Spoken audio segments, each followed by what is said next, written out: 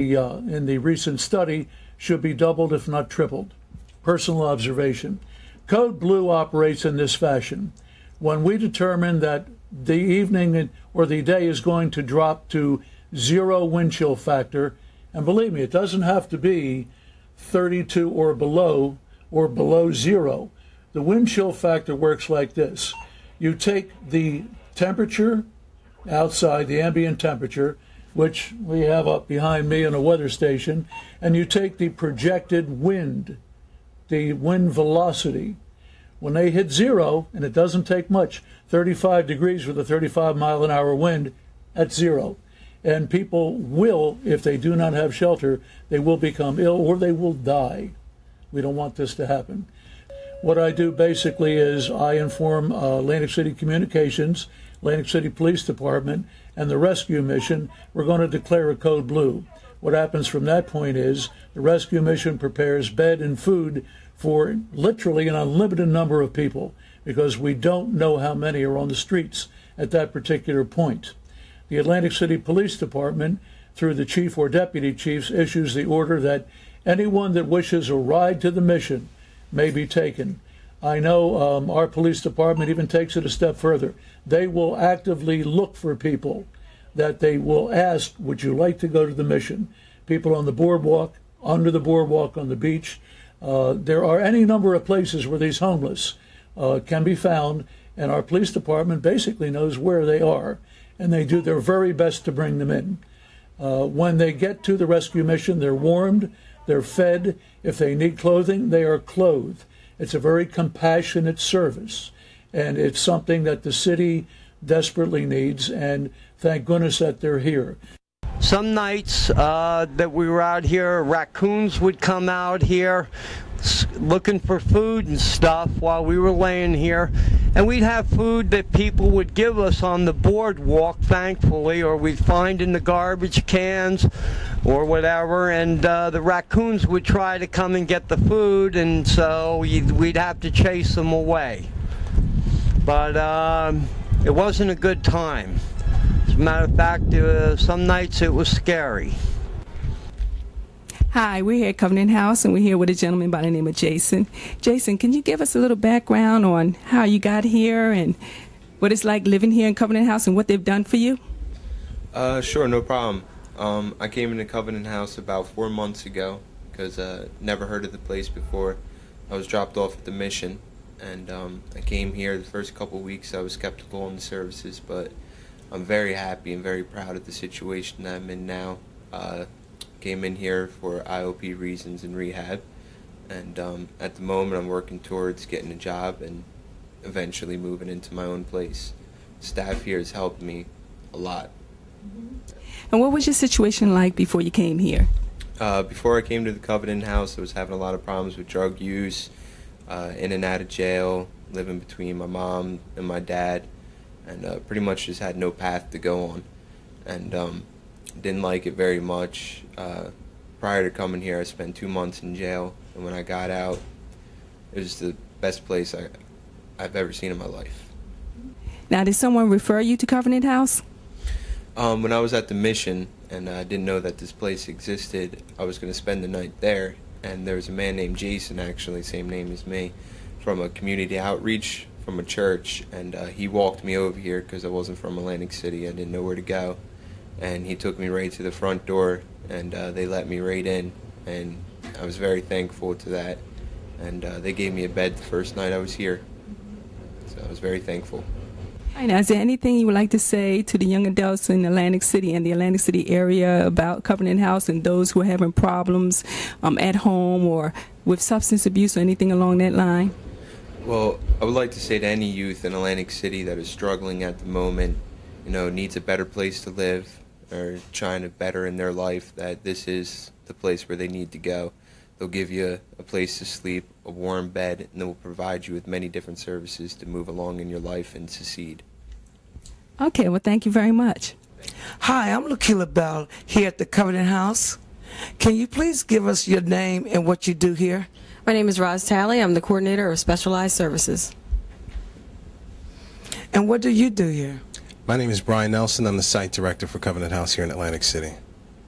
Can you give us some information, your mission statement, and some of the service you provide? Sure. Covenant House's mission is to work with kids, not just your ordinary kids, but the kids that we deal with are homeless, meaning they have absolutely no place to go, and they seek refuge from the street here at our shelter.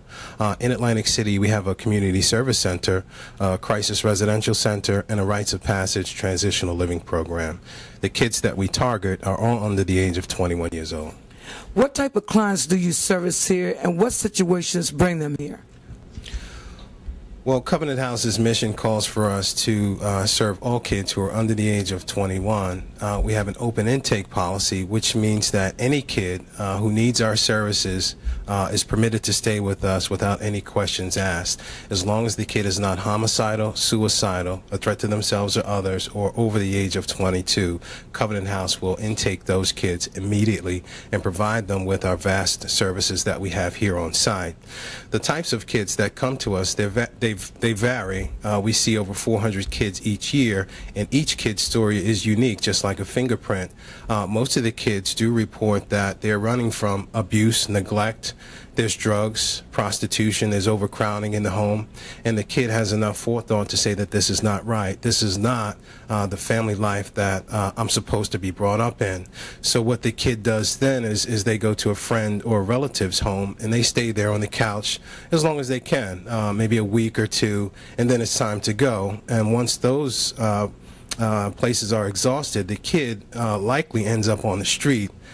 Our data shows that the kid stays on the street about 21 days before they come to Covenant House, and the things that they have to do while homeless on the street, it's just despicable. And we really want those kids to come to Covenant House and get the shelter and services that we offer.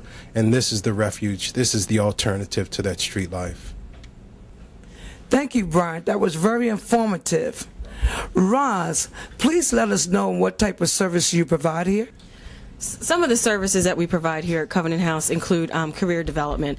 Our career development department really works with the kids to help them to find a job. We do job readiness, resume writing, preparation for the kids so that they know what they need to do in order to find a job. We also have an educational component. Our educational specialist works with the kids to help them to get back into school. A lot of our kids have dropped out of high school, so she helps them to get into school. She also works with them on their GED. We have a lot of kids here who do come and have a high school diploma who want to go to college or vocational schools, so we help the youth to get into those areas, those long-term education components that will help them to get to the career that they want. We also have an attorney on site, a staff attorney. She works with the kids on any legal issues that they may have. She can go to court with them, advise them, and just kind of talk through some of the rights that they have in various different areas. She also does educational groups for the kids as well. We also have a behavioral health specialist. A lot of our kids come to us. They've been through a lot of trauma, they've been hurt, a lot of pain, so she really works with the kids to help them through the tough time that they're having. We also have an independent living specialist. Some of our kids here, they're looking for apartments in the community. She works with them, she does budgeting with our youth, and she helps them to make an appropriate plan so that they can go out, they can find an apartment, and they can successfully move into their new home. So we also have medical services. A lot of our kids, they're coming from the street, they haven't seen a doctor in years, so we have a partnership with Atlantic Care. So we have a nurse practitioner that comes on site, and she does physicals with the kids, sick visits, just to make sure that, they get the physical health care that they need. So those are some of the services that we provide here. Brian, what are some of the things that we could do in the community to help service here at the Covenant House? Part of the success that Covenant House has endured over this 25-year history is its partnerships with the community. Just like Roz said, we have a partnership with Atlantic Care that cares for kids and their medical and mental health needs. We also have a partnership with the United Way. But more than that, it's the public, it's the community that assists Covenant House in helping the kids that we see. So if anybody in the community wants to get involved with Covenant House, they can become volunteers to work directly with our kids to help them advance in their life goals that they set while here at Covenant House. We're looking for child care workers because we do have mothers who have kids that are homeless and are living in our shelter, unfortunately. So they need child care so that they can also advance in their life goals, whether it be education or vocational needs. So we would like to partnership to build a partnership with the community. There seems to be a stigma attached when it comes to the homeless or Covenant House kids, that these kids are bad, that they're mandated by the courts to be here. And that's certainly not the case. These kids have been given a bad card in their lives so far. A lot of people have let them down who are charged to care for them. And the kids find themselves under the boardwalk, and they go through tremendous things before they come to Covenant House. Our responsibility, our goal, is to provide these kids with hope and opportunity, and it's a very difficult job. The average length of stay for a kid at Covenant House is about 12 days. And it's difficult to get the kid from point A to point B in 12 days. And we really need the partnerships with the community to help us fulfill the mission of Covenant House, but also to get these kids back on track. Hi, good afternoon. I'm Fire Prevention Specialist Thomas Bell with the Atlantic City Fire Department's Fire Prevention Unit. And we're going to talk about or discuss some issues as far as the fire department's involvement with homeless people here in Atlantic City. We've had a problem with the homeless living under the boardwalk, setting up shop, taking mattresses and trash off of the street to try to keep warm. Atlantic City has 5.5 miles of boardwalk, and large portions of the boardwalk are used for housing by people who can't get homes. A lot of people have conditions dealing from the mental health aspect, the alcoholism aspect, just being displaced due to the hardship of finances, and we have a large amount of children, teenagers, that are living under the boardwalk that have come to Atlantic City, a lot of runaways that have come here. The Atlantic City Fire Department's had hundreds of fires over the years under the boardwalk that related to homeless people in the wintertime trying to keep warm. It's very brutal here in the Northeast. We're right on the Atlantic Ocean, and it gets very, very cold. And they've burned large amounts of trash, some wood, some mattresses, and a lot of the fires we've had fatalities of homeless people who were caught. It's very dark under the boardwalk. It's very close. It's very dangerous with broken glass, electrical wires, intravenous needles. There's a large amount of trash under the boardwalk, bottles from alcoholics. We've had a lot of homeless people just perish under the boardwalk. We have some structures that are on the beach side of the boardwalk. The New Jersey Avenue Pier, the Steel Pier. Oh my God, there's a tunnel of trash that they made. That's so bad. A big tunnel of trash. The wall, it's just walls of garbage. They've made the garbage into like just walls. The Central Pier, and all of these areas have housed homeless people over the past few years. A few years ago, past Mayor Lorenzo Langford had a boardwalk task force, and was represented by the police department, the fire department, the Red Cross, all the local help agencies, and we would gather once per month and go from New Jersey Avenue down to the Hilton Casino, which approximately is about 3.5 miles, and try to get the homeless people out of the boardwalk, find out their name, the situations they got them there, and try to get them some help.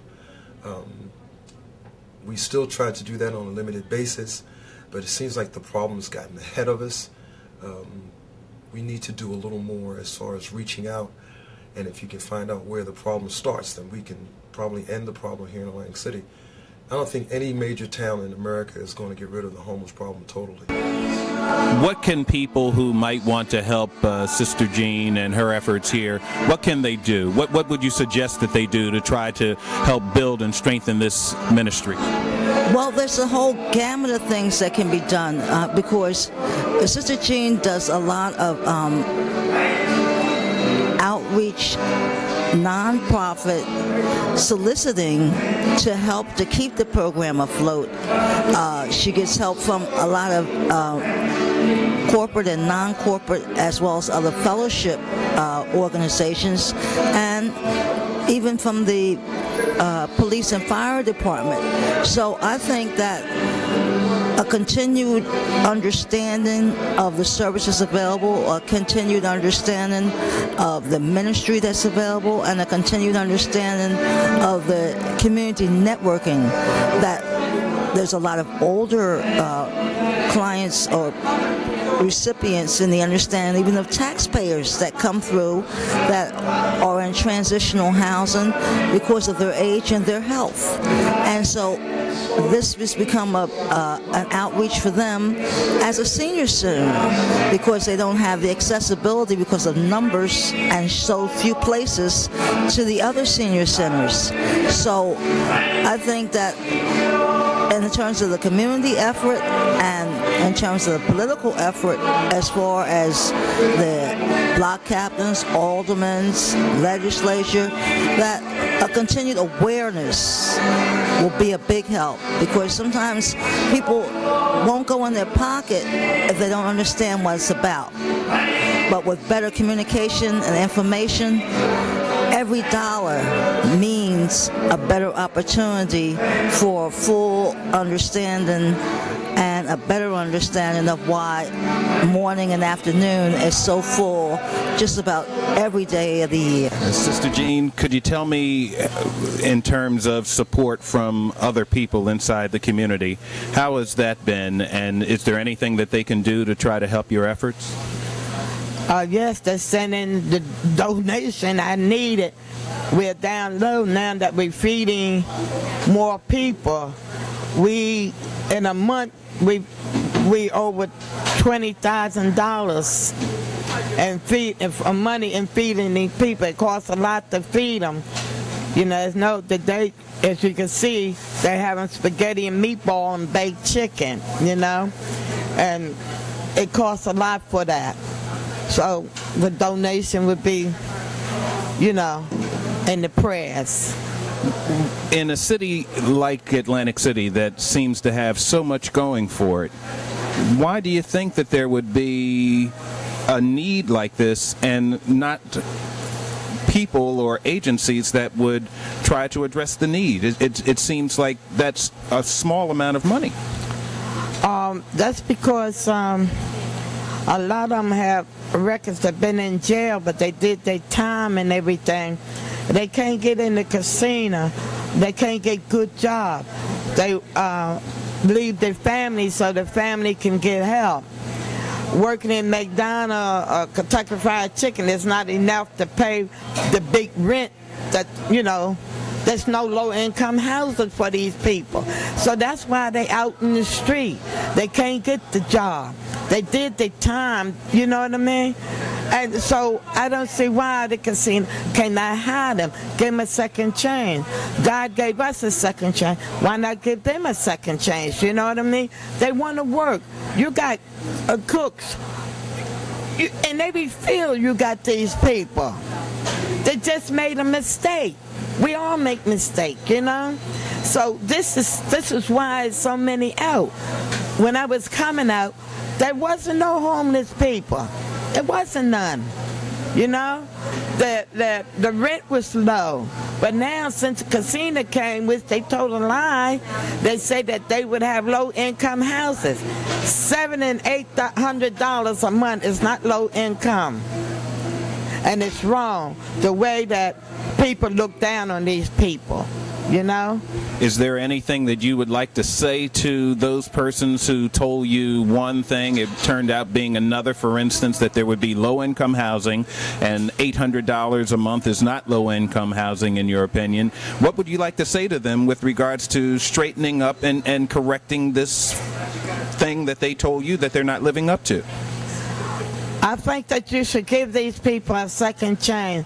Let them come in and work and see how they work. Then if they don't work out, then you let them go. But give them a chance at least. And stop tearing down a building when you can give me a building where they can be rehabilitated and trained. I can train them. I'm a certified chef, a master chef now.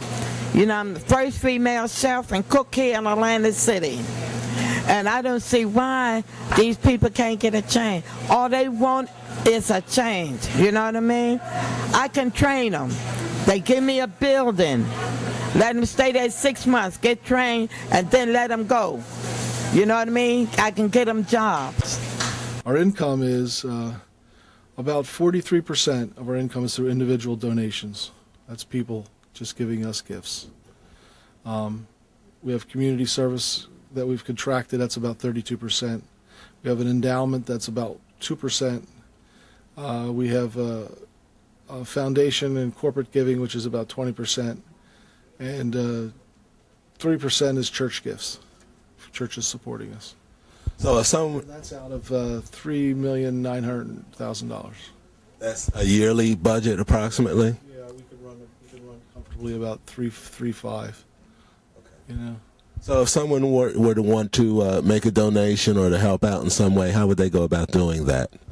They could just send an offering if they care to send something to the Atlantic City Rescue Mission, P.O. Box 5358, Atlantic City, New Jersey. Or they could call us and we could send something out for them to review us to see if it's something that they would want to give to. They can go online to our internet site, which is Atlantic City Rescue Mission, just a general search, or acrescuemission.org. There's a way to donate online.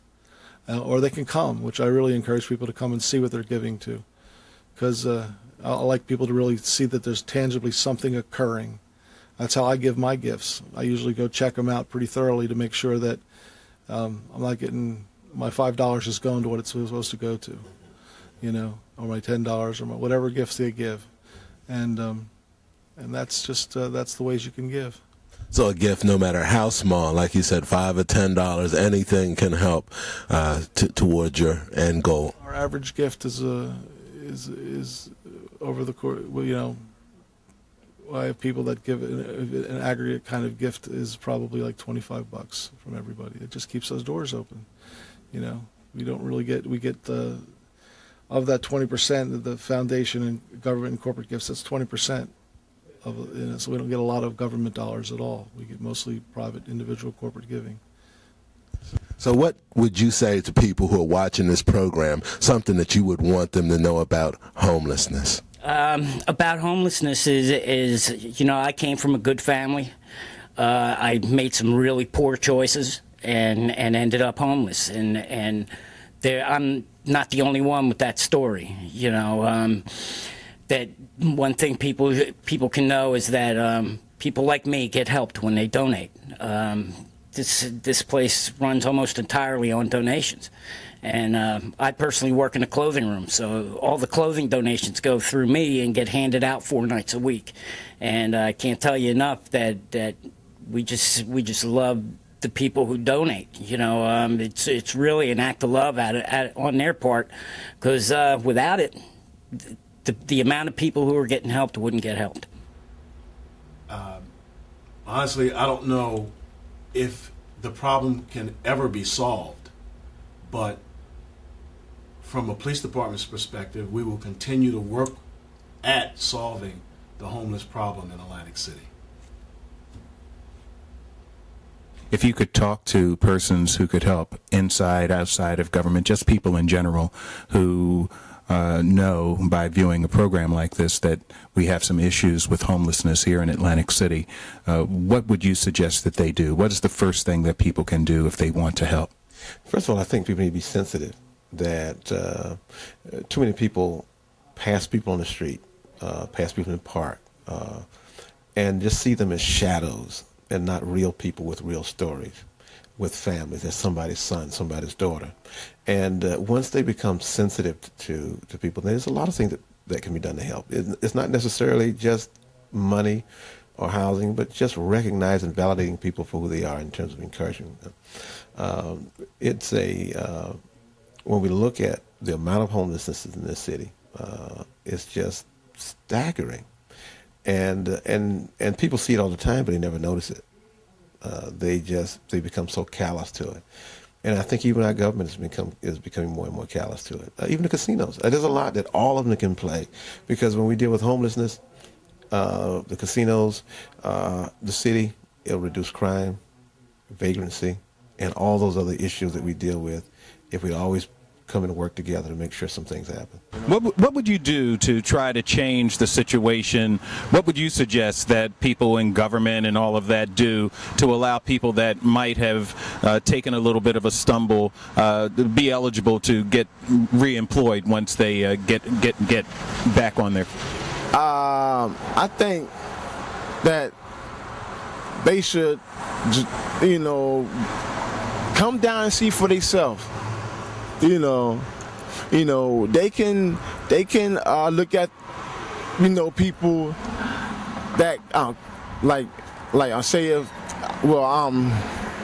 like the worldly thing about the tourists and all that stuff. You know what I'm saying?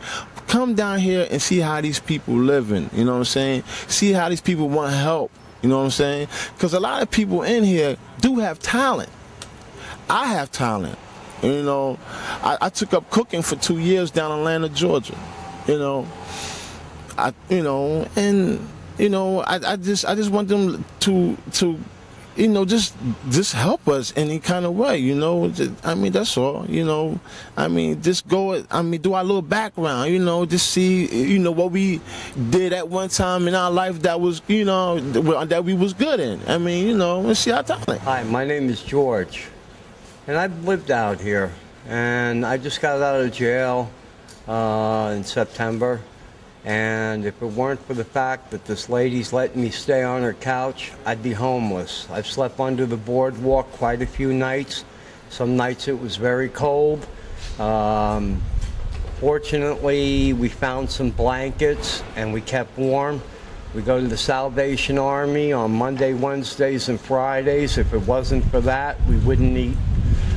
Sister Jean's, we go there. She provides meals for homeless people, and there's a lot of people out here. I met a man and a woman underneath the boardwalk. They were underneath one of the piers, and they had a little baby with them, and they were homeless too. And I was like amazed that this man and this woman had this little baby, and they were surviving underneath the boardwalk. But homelessness is a big problem in this nation. It really is, and it's a shame because we're one of the wealthiest nations in the world, and we provide for a lot of other nations, but sometimes a lot of our own citizens fall between the cracks, and that's my story.